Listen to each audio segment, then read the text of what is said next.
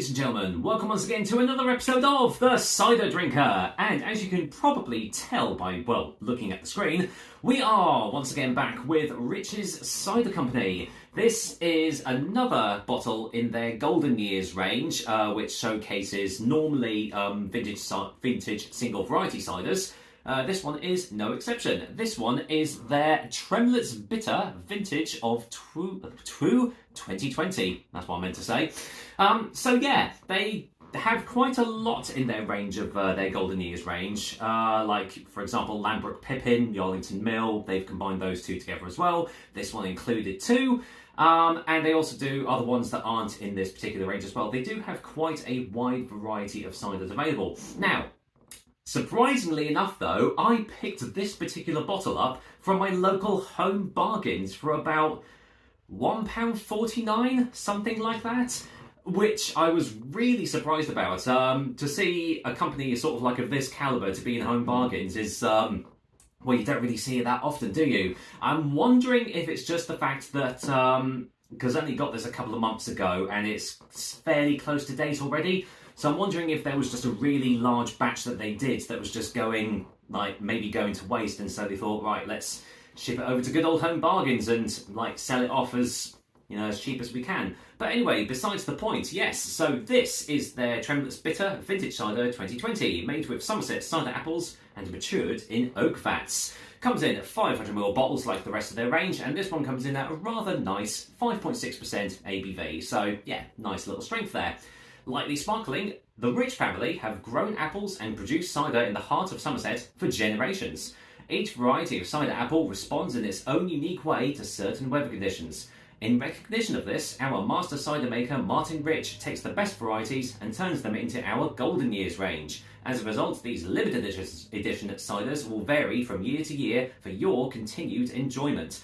According to the scale on the back here, it is medium, verging a little bit more on the sweeter side, so we shall see. There are tasting notes on the back. I will not read them just in case it clouds my vision or judgment of what I think of this cider, but I'll read them afterwards. So, I cannot remember if I've had a single variety Tremlett's Bitter cider on this channel before. I'll have to do my research afterwards, but, well, let's see what this one's like.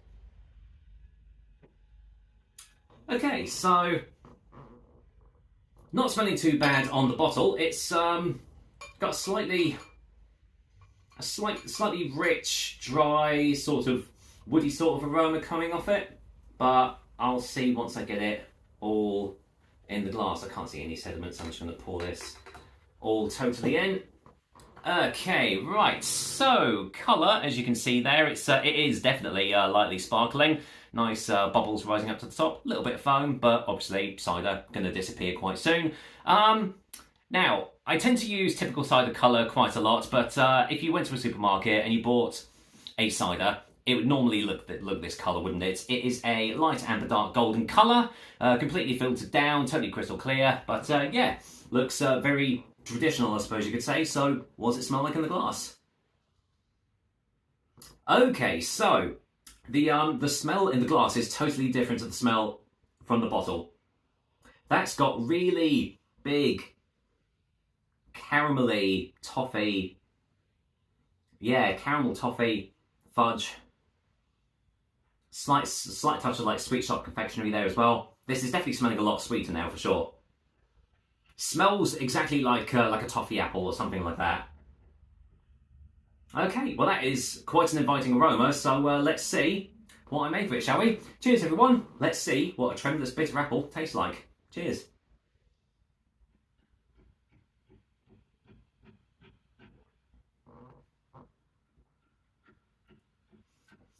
Bags of flavour.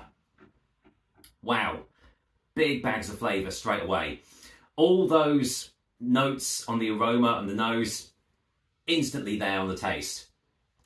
Instantly there.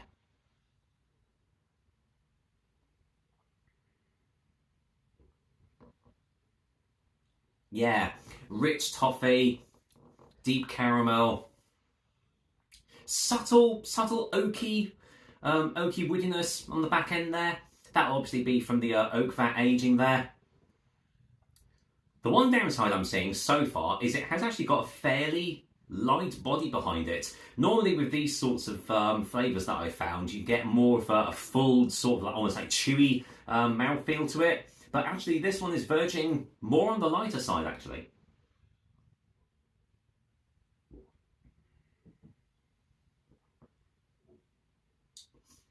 Now, the fact that it's called a Tremlett's Bitter, you'd think that it's probably just the apple name or something like that. But no, there is a nice bitter sweetness to it. Underlying everything, there is definitely a sort of a bitterness to everything, which is actually stopping it from being too sweet. The aftertaste, not a lot lingering on really. There is a nice oakiness coating the roof of my mouth and everything, and that is lingering on into the finish. Aside from that though, not really a lot else going on. It's one of those short finishing ciders that, you know, you want to keep on drinking again to like sort of take in all the flavours and everything. But yeah, this is a pleasant enough drinking cider for sure.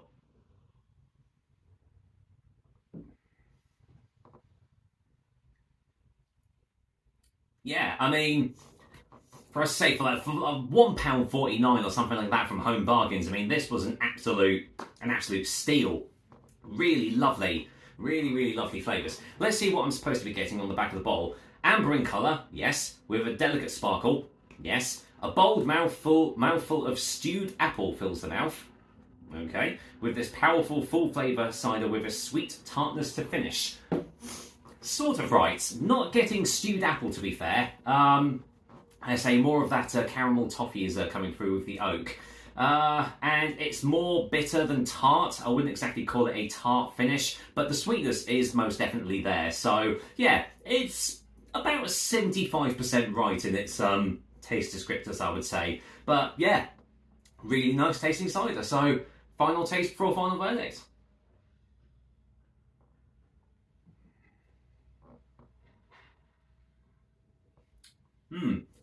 I can see this cider being a little bit hard going for some people.